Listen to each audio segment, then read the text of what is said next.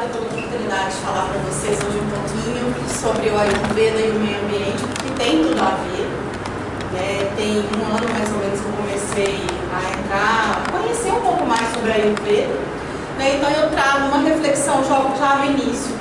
O Ayurveda e o meio ambiente, cuidando de nós, cuidamos do meio ambiente, cuidamos do nosso planeta, que também é um grande ser vivo. Pode passar. Bom, a Ayurveda é a primeira medicina, a primeira ciência da saúde que a gente tem conhecimento da história. Ela data aí dos seus 3.000, 5.000 anos, ou seja, a gente já estava andando por aqui, isso não é agora. E se é uma ciência que foi elaborada há tanto tempo, a gente imagina que quem elaborou realmente tinha um conhecimento muito grande, porque está aí até hoje, e é a base de todo o cuidado em saúde que a gente conhece na Índia. Todas as pessoas na Índia têm acesso em maior ou menor escala à Ayurveda. Na Índia ela é conhecida como medicina, no Brasil ela não é medicina, porque a gente não tem uma escola de medicina ainda, espero que um dia a gente tenha. E lá na Índia são mais ou menos entre 6 e 8 anos para a pessoa se tornar um médico Ayurveda.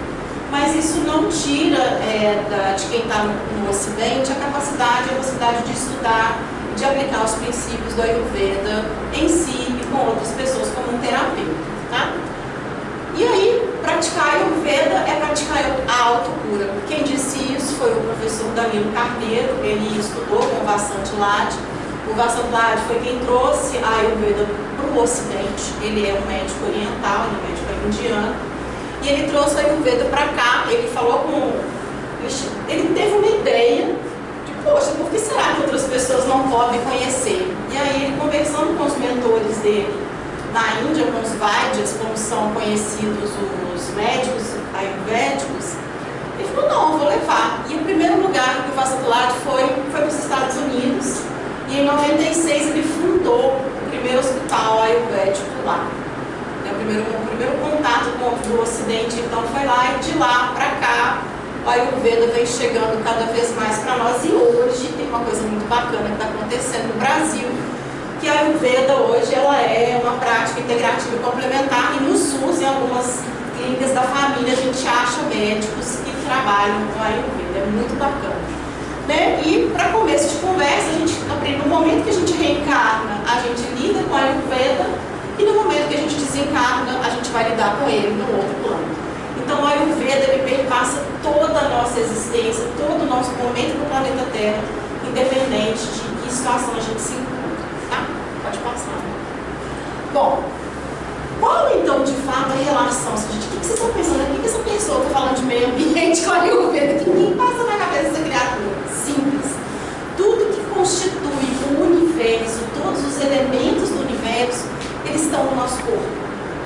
E no Ayurveda existem 5 elementos principais, que é o ar, o éter, o fogo, a água e a terra. Tudo que constitui esses elementos constitui o nosso corpo, constitui as plantas, constitui os animais, constitui os planetas, constitui o universo. Então, a gente começa a entender um pouquinho a relação do Ayurveda com o meio ambiente. Bom, para explicar para vocês aonde estão esses elementos que a gente chama de princípios, Vata, Pitta e Kapha, a gente encontra esses elementos no nosso corpo. Nos pulmões a gente vai achar o Kapha, que é o que é a água e a terra. Água e terra no pulmão? Sim. Por quê? Quando a gente respira, a gente inala partículas líquidas e sólidas. Então, para o Ayurveda, a responsabilidade, o elemento responsável pela respiração é o elemento Kapha. É o elemento mais denso, mais pesado que a gente tem e que trata do quê? Do metabolismo. E ele tem conexão direta com o prana, que é a energia vital. O segundo elemento é o elemento Pitta, que no nosso corpo a gente vai achar onde? No estômago. Por quê? O elemento Pitta é fogo e água. O que acontece no estômago? A digestão. E a gente precisa do fogo digestivo e da água que constitui a bile para poder digerir os alimentos. Então, olha que sacada, há 5.000 anos eles começaram estudar o Veda, né, segundo a tradição indiana, é o principal criador do Ayurveda é Brahma. Então Brahma instruindo, né, se a gente for pensar, né, intuindo os primeiros médicos, os primeiros estudiosos do Ayurveda começaram a entender que de fato o cozimento do alimento ali precisa de fogo e água. Olha que bacana isso.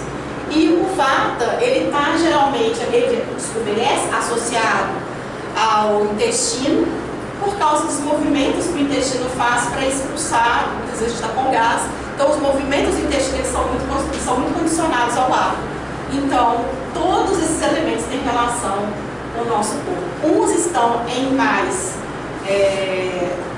equilíbrio que outros, eles têm harmonia, porque nós temos os três, a gente não tem um só, a gente não escolhe. A gente tem, em algumas situações, predomínio, no meu caso, o meu perfil é Vata Pitta, porque a minha constituição física ela é um pouco relacionada com Vata, por causa também dos meus pensamentos que são muito...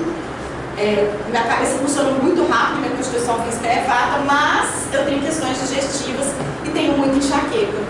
Isso também diz a constituição de Pitta. Porque Pitta, quando em desagravo, quando está exacerbado ou em falta, ele pode causar problemas digestivos e quando está muito exagerado, exacerbado, enxaqueca. Então, e como é que a gente faz essa análise? O terapeuta que te atende faz a análise do seu perfil para entender mais ou menos quem você é, para direcionar um pouquinho de como vai ser o tratamento. Mas eu não vou falar de tratamento porque nem sou capaz disso ainda, gente, pelo amor de Deus, estou estudando. Ainda, mas demora muito. Cada livrinho, não vamos embora. Então, só 5 mil anos de história, gente, mas só 5 anos de tradição. Bom, então é só mais uma outra forma de trazer para vocês os elementos. Inclusive tem uma apostila que eu fiz, tá, para vocês. Eu não sei como é que vai ficar disponível depois, mas vai ficar no site. Então vocês acessem, é bem básico, tem umas receitas lá ayurvédicas, eu vou explicar daqui a pouquinho o porquê de cada uma dessas receitas que estão lá. Então, assim, são elementos fáceis, são ingredientes fáceis de se adquirir e que valem a pena experimentar. Olha, gente, experimenta, as receitas são muito gostosas, eu já experimentei as que estão ali e vale muito a pena, porque a gente vai começar a entender uma relação diferente com até o preparo do próprio alimento, é muito legal. Bom, que horas então predominam esses elementos? Para o Ayurveda, o melhor horário para a gente acordar é entre 4 e 6 da manhã. Eu consigo? Não. Não consigo. Se eu falar é mentira, eu não dou conta ainda, estou tentando, mas eu não consigo. Por que é o melhor horário? Porque é o horário em que a nossa mente está começando a funcionar e a gente ainda está entre o torpor do Kapha e a aceleração mental do Vata. Então é a hora que a gente acorda, e vou passar um pouquinho mais pra frente, vou mostrar para vocês o que é o preparo para esse horário da manhã, que é a hora que a gente faz a auto-abhyanga, é a hora que a gente faz exercício, que a gente faz a meditação, o melhor horário para meditação, porque a mente ainda não está atingindo a paciência e a gente dá conta de fato de entrar no processo meditativo, porque isso faz parte também da Ayurveda e Yoga também faz parte da Ayurveda. Pitta, só para terminar, o Vata vai voltar de 2 às 6, que é um horário bom também para trabalhar, porque a criatividade está no alto. Pitta, ele acorda 10 horas da manhã. Então, qual que é o melhor horário para a gente almoçar? Meio-dia. Porque é o horário que o fogo digestivo está no alto e aí a gente dá conta de fazer uma digestão melhor. Por isso que não é bom almoçar depois das 2h30 da tarde. Até 2 e pouco a gente consegue. Se a gente almoçar mais tarde, a gente vai perceber que a digestão fica mais difícil. Parece bobagem, mas experimente, compare. Estou fazendo um convite, compare. Almocem um dia, meio-dia, e no outro lá para as 2h30, 3 horas, vão ver a diferença que dá para o corpo. E o Pitta, ele vai voltar das 10 às 2 da tarde, depois de 10 da noite às 2 da manhã, que é o horário que a gente deve estar dormindo. Tá? O Kapha é entre 6 e 10 da manhã, e o Kapha, a gente acordar depois de 6 horas, vai deixar a gente sonolento. A gente fica mais sonolento. Porque a gente está acostumado, o corpo já tem, né, o próprio ciclo circadiano da pessoa já ajuda a acordar, beleza. Mas tem gente que se acorda entre 6 e 10, o dia não vale de nada. Por quê? O Kapha, ele trabalha com metabolismo, com lentidão. a gente trabalhar nesse horário não é bom. Mas a gente está no Ocidente, é o horário que a gente funciona. Na Índia, as pessoas que trabalham em hospitais ayurvédicos começam a primeira rodada de atendimento às 4 da manhã. Oi? Eu ainda não tive a oportunidade de fazer o estágio de 30 dias no hospital na Índia, mas a gente tem que estar de pé 3 horas da manhã, porque 4 horas é o primeiro round. A gente tem que passar no leito a partir de 4 horas da manhã, o primeiro horário. Então, assim, como que se faz, eu não faço ideia. Mas o pessoal que foi falou que é muito legal, uma experiência maravilhosa. Deve ser mesmo, né? Mas eu não sei se eu consigo não, porra. Horário CAFA é o horário então dessa lentidão e ele fica com a gente entre 6 da tarde e 10 da noite, que é o horário que a gente não deve trabalhar. É o horário que a gente tem que começar a organizar o corpo e o ambiente para dormir. Por isso que o melhor horário de dormir é entre 10 da noite e 4 da manhã, que é o horário. E aí, só para ilustrar, eu trouxe um reloginho para vocês. Esse reloginho, eu acho que esse reloginho não está no... Eu coloco, a gente coloca esse reloginho no material, que é bem legal, porque mostra pra gente o que a gente tem que fazer. E só para reforçar, o melhor horário para dormir é entre 10 da noite e 6 da manhã, quer dizer, no máximo até 4 da manhã, para a gente poder ter todo o processo digestivo diminuído, a gente tem um metabolismo mais baixo, fica mais basal, a gente absorve melhor nutriente. E aqui, ó, entre 10 da noite e 2 da manhã é o pico de produção de neurotransmissor. Então, ou seja, quando a gente tem um desequilíbrio em neurotransmissor, dá uma olhadinha no horário que a gente está dormindo. Tem tudo a ver. E aí, o que acontece hoje com a nossa tecnologia? As nossas lâmpadas, apesar de serem extremamente necessárias, essas lâmpadas brancas, por causa do próprio consumo, do sentimento ser menor, elas ajudam o que? A gente ficar mais acordado. Tela do celular, ela diminui o tempo de sono, por quê? Porque mostra para o seu cérebro que está de dia. Então, quanto mais a gente vai usando a tecnologia a nosso desfavor, mais a gente vai se desequilibrando. Agora é lógico, né? Mudar de hábito, poxa, se a gente for olhar, a gente não tinha esse hábito há 20 anos atrás. Então a gente consegue mudar. E aí, ultimamente, tem feito uma reflexão do que é de fato mudar. Se mudar é difícil ou sou eu que dificulto o processo da mudança. Aí fica a reflexão pra gente. O quanto a gente também é um fator de dificuldade para a mudança que a gente quer. Hoje tem dessas lâmpadas mais amarelinhas que a gente pode deixar no nosso quarto, começar a diminuir o ritmo de trabalho depois de certa hora. É para que 10 horas da noite a gente esteja na cama. É possível? Nem sei, mas é possível. Gente, na roça o povo deita cedo. Mas na roça o povo não tem celular. Tem sim. Tem sim. Meu avô mora no interior, tem celular. Ele usa mais de 10 horas da noite que está dormindo, porque 4 horas da manhã está de pé. Ele trabalha na roça, hoje nem tanto mais, né? Ele já não está mais tão bom. Mas ele foi muito bom na roça mesmo, de plantar e colher aquilo que ele consumiu. Tiveram um experimento que pegou um monte de pessoal com insônia e colocou para acampar uma semana. Ô, delícia! Sem celular, sem luz elétrica, e a insônia corrigiu. Em uma semana eles conseguiam dormir 10 horas da noite, não conseguiam antes. Pois é, e o que acontece? A melatonina, que é um hormônio, ela é produzida à noite. E existem estudos que a melatonina ajuda a prevenir a osteoporose, porque ela é preconizadora da vitamina D, da provitamina D. Então, ou seja, dormir corretamente, produção correta de melatonina, ajuda a produção de provitamina D e na luz do sol vira vitamina D. E o que isso tem a ver com o meio ambiente? Tudo. Se eu estou equilibrada, o meu ambiente à minha volta também está. Só que o equilíbrio para o Ayurveda não é só o equilíbrio espiritual que vem pela meditação, pelo yoga e pela respiração. O equilíbrio no Ayurveda vem do equilíbrio físico também. E como é que funciona o equilíbrio? Quando a gente trabalha no Ayurveda, a gente aprende um termo chamado ama. Ama significa toxina. Tudo aquilo que é ruim, que precisa ser expelido do corpo. Só que eu produzo toxina não só com a minha alimentação. Mas para o Ayurveda, os meus pensamentos e as minhas ações também são produtoras de toxinas. E aí, o que eu faço para produzir toxina no meu corpo? Fast food. Batata doce. A batata de marechal, não tem como não falar da batata de marechal. Mas, gente, é maravilhosa, mas é fast food, né? Qualquer tipo de bebida industrializada. Falta de compaixão, medo, ansiedade, o estresse, a insegurança são sentimentos que geram pensamentos negativos e vice-versa, eles se retroalimentam.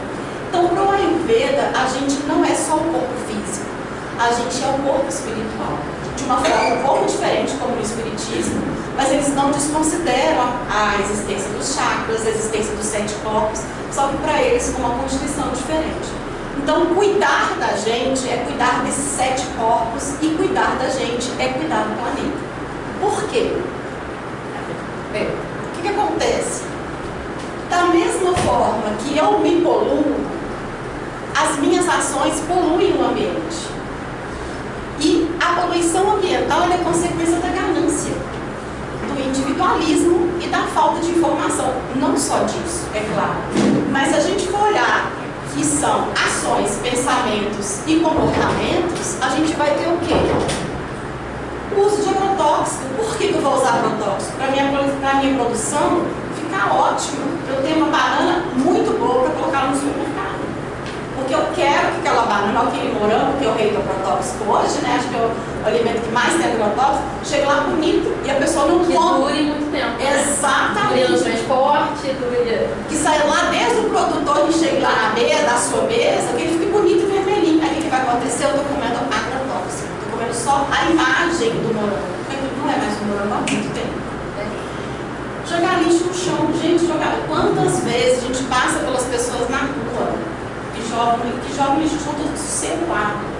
Teve uns dias aí atrás, no condomínio, eu tive a oportunidade de sair com a minha cachorrinha para passear. E eu fiquei com raiva. Falei, estou possessa, esse povo jogando lixo no chão. Saí catando tampinha, prendedor de cabelo. Catei um monte de coisa no chão, sai jogando no lixo, igual a louca. Porque, gente, aquilo é nosso, é a nossa casa, é o nosso ambiente. E se eu poluo o meu ambiente, daqui a pouco eu não tenho mais aonde morar. E parece pequeno, mas isso é muito grave. As coisas acontecem no salto e a natureza não dá conta de recuperar na mesma velocidade. E por que o uso de agrotóxico ele é tão prejudicial? A gente tem câncer relacionado ao uso de agrotóxico hoje. Tem estudos que falam sobre isso. Não só de câncer, mas de doenças respiratórias, doenças de pele e doenças neurológicas relacionadas ao uso de agrotóxico. Então, ou seja, as nossas ações impactam o ambiente e essas ações impactam a nossa vida. Porque se eu começar a comer só coisa com agrotóxico, daqui a pouco a gente já não está bem muito tempo, né? A gente fala assim, o povo da roça vive bem porque comia banha. Claro, não tinha agrotóxico na alimentação deles. Tudo que eles plantavam estava ali, pronto para eles colherem e consumir. Bom, e aí, como que eu vou buscar o equilíbrio?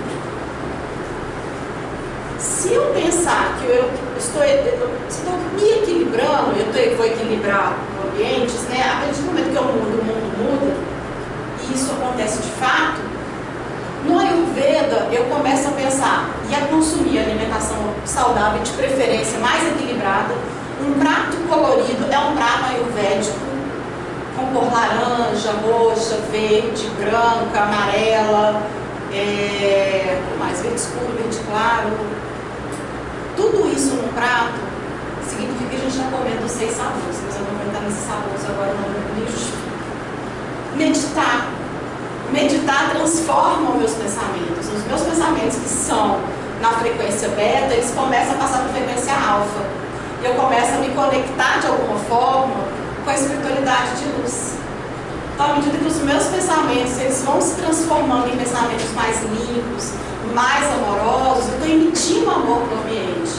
Vocês vão lembrar do Masao, esqueci o nome dele, não vou lembrar agora o nome daquele cientista que fez experimento com água, com arroz, com feijão. Então, tudo que a gente doa, tudo que a gente emana para o ambiente, vai para algum lugar. Então, se eu emano boas vibrações que começam a vir através da meditação, eu começo a criar um ambiente melhor ao meu redor. Exercício físico. No Ayurveda, o yoga é um exercício físico, a corrida é um bom exercício físico, a caminhada também. Os outros são importantes, mas os principais para o Ayurveda são esses. Não significa que a gente não possa buscar outros, mas elas vão de acordo com as estações do ano. Então, a gente não faz corrida, conforme a Ayurveda, no inverno. Por quê? Porque no inverno eu preciso guardar nutrientes para o meu corpo. Eu não posso ficar gastando demais. Mas isso, nada é impedido de se fazer no Ayurveda, gente. A gente faz como a gente acha melhor. Não existe impedimento. Ah, se você fizer assim, vai acontecer assim. Não.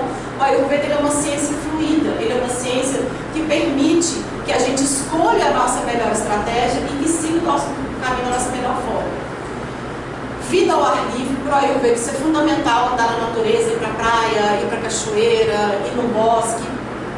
Parque Lage é uma delícia, né? Tem lugares tão lindos aqui no Rio, o Parque Dois Irmãos, o condomínio onde a gente mora também tem uma área verde muito bacana. E o Alto Abhyanga. O que é Alto Abhyanga? Alto Abhyanga é a gente fazer uma oleação.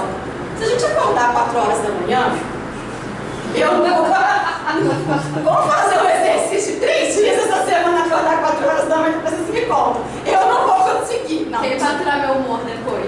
Não, a gente não fica, se a gente seguir isso aqui, a gente não fica de mau humor. Por quê? Eu acordo 4 horas da manhã feliz desse frio que está no Rio de Janeiro, porque para algumas pessoas não está, mas para mim está gelado. Ok.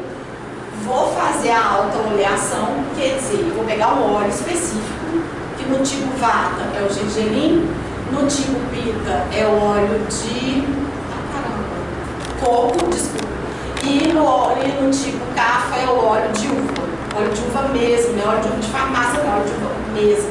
Que são óleos mais caros, tá? O Ayurveda tem algumas coisas mais caras, mas que a gente consegue substituir por óleos naturais, até mesmo por creme, tá, gente? Quem não pode usar óleo, pode usar um pouquinho mais de creme, faz uma automassagem no corpo inteiro. Só que se a gente for fazer a massagem com óleo, a gente vai passar o óleo nos ouvidos, dentro dos ouvidos, nas narinas, em cima dos olhos, vai passar atrás das orelhas, no ânus, na vagina ou na uretra, no pênis, tem que passar, tá?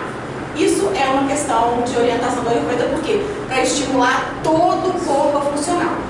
A gente vai passar, inclusive, nas solas dos pés e nas palmas das mãos, de preferência colocando meia depois, porque você vai sair para fazer a sua meditação, você precisa estar mais aquecido. Depois da meditação, você vai para o ar livre, correr ou caminhar, ou fazer a prática de yoga em casa, não tem problema. Você vai tomar o seu banho, depois de tudo isso, e tira o óleo. E aí, você vai tomar o café da manhã. Que já está começando a ser quase 6 horas da manhã, que é um horário bom também para começar a se alimentar. Então, ou seja, a gente tem de 4 a 6 horas para fazer esse autocuidado, que é o que se realmente espera, né? Mas não é uma coisa simples de fazer, gente, não é simples. Então, vamos embora. Bom, e aí, para a gente lembrar, né, uma outra forma de cuidar, já que estou começando a me cuidar, eu quero cuidar do ambiente, eu vou fazer uma hortinha na minha casa. Isso vai diminuir o meu consumo de hortaliça com agrotóxico. Eu sozinha, uma andorinha sozinha não faz verão, não, mas se pessoas, se todo mundo começar a produzir a própria horta, a gente vai diminuir o consumo no supermercado. Mas eu vou prejudicar o microempreendedor. Não, eu não vou prejudicar o microempreendedor. Eu vou prejudicar quem? As grandes empresas que fazem a plantação por atacado. Eu vou deixar de consumir a deles, porque são eles que vendem no supermercado. Eu passo a consumir alimento mais fresco e de preferência orgânico. Eu sei que é muito caro orgânico, então fica só a dica, porque às vezes não dá para comprar mesmo, tá, gente? Isso aí é só mesmo para vocês entenderem como que a gente deve começar a pensar. Açúcar branco. Não consumam açúcar branco. Por quê? Porque ele é só cal. O açúcar branco, o cal, ele é usado para clarear o açúcar. A cana de açúcar, quando a gente faz o melado, ele é marrom. Marronzinho. E aí vai para o processamento da fábrica, para quê? Para ficar clarinho, bonitinho, para a gente consumir. Então não consumam açúcar branco. Quem não tinha consumido açúcar? Mascavo ou demerara. Eu morria de vergonha na minha casa, quando as pessoas iam lá, porque na minha casa a gente não consumia açúcar branco. A minha mãe só comprava aqueles pacotes de 5 quilos de açúcar marrom. Aquele açúcar antigo, de 1900 quem era criança na década de 80 sabe mais ou menos a idade que eu tenho. Então, gente, a gente não tinha açúcar branco na minha casa. A mãe não deixava entrar, porque ela falava que era um açúcar muito ruim. E isso há bons anos atrás. Então, se vocês puderem, não consumam mais açúcar branco. Seria interessante, porque para a nossa saúde, para o ambiente, é uma porcaria, tá? Se vocês puderem comprar, quem gosta de comer ovo, compre tem preferência para comprar ovos de galinhas criadas soltas. Tem escrito nas embalagens hoje. Galinhas criadas soltas. Ayurveda vegetariano e vegano? Não. Eles usam carne de porco, carne de peixe, carne de frango, vaca eles não comem, mas eles consomem o leite da vaca.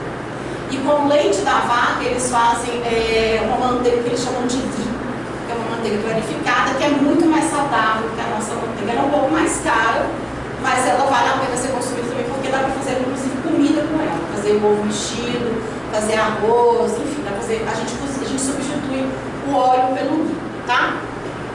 A gente deve evitar embutido e comida industrializada. Eu sei que hoje a base da nossa alimentação é essa, mas a gente pode. No supermercado, você olha assim, entre um biscoitinho e uma caixinha de castanha, o que é melhor para a minha saúde? E a embalagem também, depois a gente vai falar um pouquinho da embalagem para a gente. Bom, hoje existe a orientação de se usar as lâmpadas brancas, mas a gente não sabe onde descartar, né? Então, a Leroy Merlin, ela recebe lâmpada branca. Tem muito tempo que meu marido e eu a gente não vai, porque tem muito tempo que a gente não troca lâmpada, mas a gente juntava um pacotão de lâmpada e deixava lá na Leroy. A Leroy aceita descarte de vidro, aceita descarte de lâmpada e aceita descarte de papelão. Só que papelão é uma coisa que a gente acaba não mudando. Quando a gente vai mudar de residência, então, quando não souberam onde jogar, procura uma Leroy Merlin. Tem um lugar aqui no Rio, se eu não me engano, é a drogaria Pacheco, que agora também está recebendo lâmpada. Eu posso confirmar essa informação para vocês. A gente precisa aprender a descartar o nosso lixo, né? Aqui no GRESC, não sei se todo mundo sabe, a gente tem a campanha das tampinhas e das garrafas plásticas. Não joga garrafa plástica no lixo, traz para cá, porque vai ajudar a gente na nossa campanha, né? Isso traz muito benefício para a gente no meio ambiente também, tá? Outra coisa muito simples, a gente vai no cinema e vai na praia. Claro. Vamos recolher o lixo que a gente produz. Leve uma sacolinha de lixo na bolsa de vocês. Tenham esse hábito, pega uma sacolinha, todo lixinho, põe ali. A gente geralmente vai chegar no final do dia com o lixo, sacolinha cheia de embalagem de chicletes, embalagem de bala, de bombom, alguma coisa que a gente comeu ali que não é resíduo, a gente vai colocar na bolsa, guarda ali e começa a não jogar esse lixo na rua mais. Mesmo que a gente saiba que tem uma lixeira ali, a gente sabe que aquela lixeira vai ser revirada. Lá em Belo Horizonte, a gente tem uma casa, um apartamento, né, perto de uma praça, e a gente, quando passeava com a cachorra ali, gente, era uma coisa horrorosa, porque a gente recolhe o cachorro, o cocô dela, dá um nó no plástico e coloca na lixeira. A gente passava a lixeira e estava revirada. Então, ou seja, se eu também não condicionar nem o cocô do meu cachorro, alguém vai pensar, porque aquilo vai poluir o ambiente. Quer dizer, a gente tem cocô virar tudo. Mas no chão, vai poluir, tá? Bom, e pra gente lembrar, né, recordar da relação do Ayurveda com o nosso corpo, a gente está entrando no inverno. E o Ayurveda, ele lida com todas essas mudanças de estação. E o nosso corpo, ele é constituído por todos os elementos que eu falei para vocês, mais elementos que a gente tem disponíveis. E todos esses elementos, eles estão à nossa volta. E a gente é movido pelas energias que são movidas, né, com o movimento do Sol, o movimento das estrelas, o movimento dos ventos e os planetas. Ou seja, está tudo interligado. Então, se eu faço comigo, eu estou fazendo com o meio ambiente de alguma forma. E como a gente funciona de acordo com o nosso mundo funciona de acordo com as estações, a gente também funciona de acordo com as estações. Então, que a gente comece a consumir os alimentos daquela estação. Para a gente também começar a mudar a forma da produção. É claro que parece pouco hoje, mas sei lá se na volta no mundo de regeneração, né? Uma coisa que eu falei, eu espero, vai que eu guardo, então, né? Não sei, né? Vai que, né? Planeja direito futuro. Pois é, planejamento de vida, né? Planejamento de vida. Então, se a gente também souber guardar esses ensinamentos, guardar esses preceitos da Ayurveda, a gente vai consumir os alimentos certos, na época certa e da forma correta. Né? Então, a gente também segue esse mesmo ritmo. E a gente não deve esquecer que a gente, o planeta, é um só. Obrigada, gente.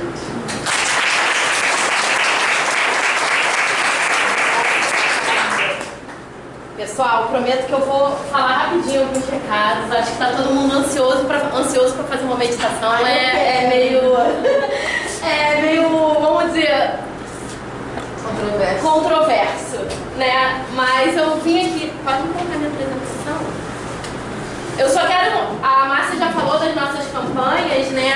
Eu quero mostrar o número das nossas campanhas. A gente começou a campanha de coleta de garrafas e de tampinhas PETs em agosto do ano passado.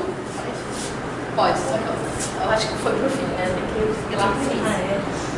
E eu só vim trazer um número pra vocês porque, assim, eu acho que a gente não tem noção da diferença que a gente está fazendo um pouquinho e mostrar pra vocês pra onde vai, como é que a gente dá essa destinação, né? Então vamos conhecer nossos números. Prometo que é rápido.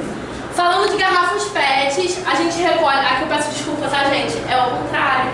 A gente já dobrou do ano passado em 5 meses, né? De janeiro a maio desse ano, a gente já recolheu 928 PETs. Então, a gente em 5 meses recolhemos no ano passado 450. A nossa média por mês é normalmente de 250 PETs por mês. Como a Márcia falou, podemos recolher em casa, trazer para cá. E aí, quem sabe dobrar a meta de novo no final do ano? Será que a gente consegue? Falando das tampinhas plásticas que a gente recolhe, né? Então, nesse ano, ó, só nesse ano, nesse segundo bimestre, a gente quadruplicou nosso número e já quintuplicou o nosso número em relação ao ano passado. Nós recebemos, né, o Cris, nesse segundo bimestre, a gente recebeu uma doação bem grande, de 5 quilos, que também fez uma diferença nesse nosso número. Normalmente a gente recolhe de 3 quilos e pouco, mas qual será a nossa próxima meta? O que fazer? O que mais a gente pode fazer? E aí, eu vim falar um pouquinho da destinação, né? Porque muitas vezes, tá bom, eu separei em casa porque eu não quero jogar na rua, porque eu não quero poluir os rios, porque, né? Mas vai pra lá e eles fazem o quê? As garrafas PETs, eu não sei se todo mundo sabe, eu trabalho em Farmanguinhos, na Fiocruz, e a gente lá na Fiocruz tem a campanha de recolhimento também de garrafas PETs e outros recicláveis. Então, eu pego essas garrafas PETs, levo para Farmanguinhos. Né? Farmanguinhos, junto com a Fiocruz, por ser uma empresa pública, ela não pode doar essas garrafas para empresas com fins lucrativos. Então, hoje em dia a gente tem 54 cooperativas sem fins lucrativos cadastradas na Fiocruz, tá? E a Fiocruz ajuda até novas cooperativas a se homologarem e se regulamentarem para se tornarem empresas sem fins lucrativos para poder receber essas garrafas. Esse rodízio é feito pela Fiocruz, ele é semestral, tá? Então, a cada 6 meses, uma cooperativa, e é de todo o estado do Rio de Janeiro. A gente tem pelo menos uma cooperativa em cada região. Então, a gente tem cooperativa na região serrana, a gente tem na Verde, né, na Costa Verde, temos na Norte Fluminense, na capital. São 54 cooperativas já cadastradas. Mostrando para vocês como desde o ano passado a gente vem coletando isso. Então, no semestre de junho a dezembro, a destinação foi para a Coop Rio Oeste, que é uma cooperativa de Campo Grande, tá? Coloquei aqui o arroba deles. Tem, de janeiro a junho desse ano, foi a Coop Rio, que é em Auma, também tem o Instagram deles. E agora, desse segundo semestre, já tem a próxima empresa, que é a CERT de Jardim Gramacho, uma associação de catadores do Rio de Janeiro. Volta lá. O que eu queria falar aqui, né? O que eles fazem também, esses catadores? Eles recebem essas garrafas, eles separam o resíduo nas esteiras por cor. Muitas vezes eles prensam, fazem essas prensas, né? E depois mandam para empresas que vão transformar isso miudinho, em plásticos miudinhos.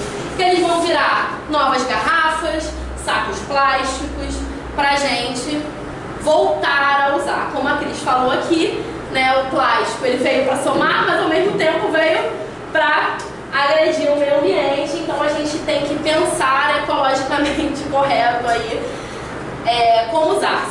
Se a gente for para pensar, são 800 anos, me corrija se eu estiver errado, um plástico no oceano. 400 anos um plástico desse no oceano. Pode. As tampinhas PETs, as tampinhas plásticas, a gente encaminha, né? A Cris, ela leva para o Instituto Rio Ecopets. Eu não sei se todo mundo conhece. O Instituto Ecopets, ele trabalha também, é uma organização sem fins lucrativos, tá? Ele trabalha tanto para o meio ambiente como para a causa animal. Então, eles têm 3 pilares: a coleta de tampas plásticas e do alumínio da lata. Quando eu vi isso, eu fiquei, ó, já pode acender a luz aí, quem sabe a gente também começar a pegar. Da venda do material para reciclagem, então, eles fazem o quê? Eles coletam essas tampas plásticas, eles fazem uma triagem, eles separam e enviam para a venda. Eles vendem isso. Com o dinheiro que eles recebem, eles dão o valor para organizações, para ONGs independentes de proteção aos animais, seja para resgate, habilitação ou adoção de animais.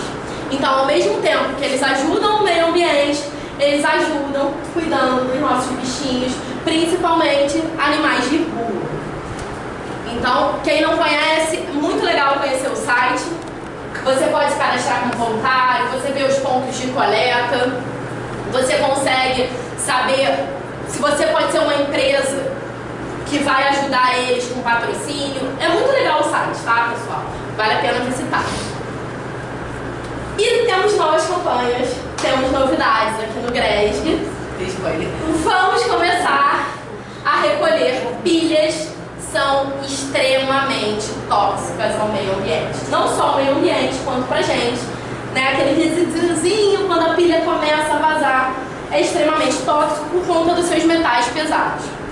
Então, a gente está com uma caixinha para colher pilha aqui em cima na nossa biblioteca.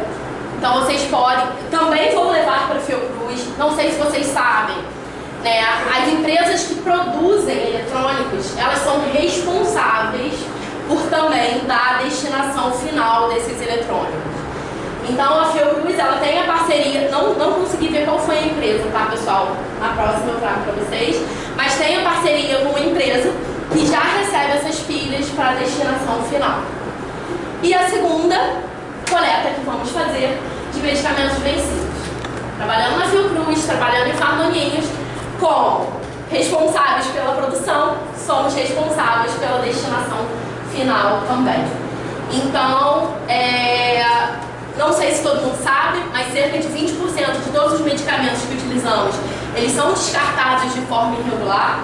Quem descarta medicamento aí no lixo ou no vaso sanitário, quando é líquido, a gente tem que pensar que a gente está poluindo os rios, poluindo lençol freático, poluindo o solo, né?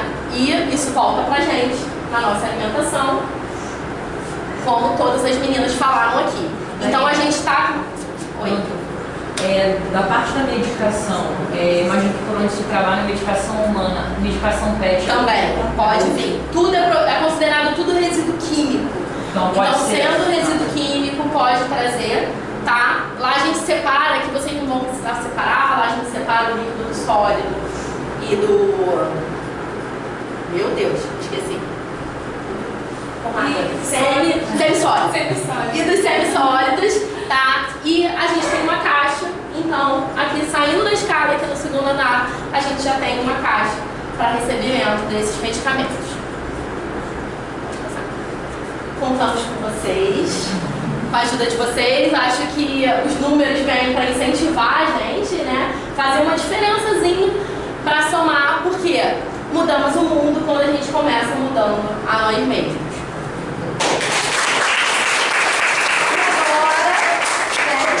A gente tem um recadinho para falar.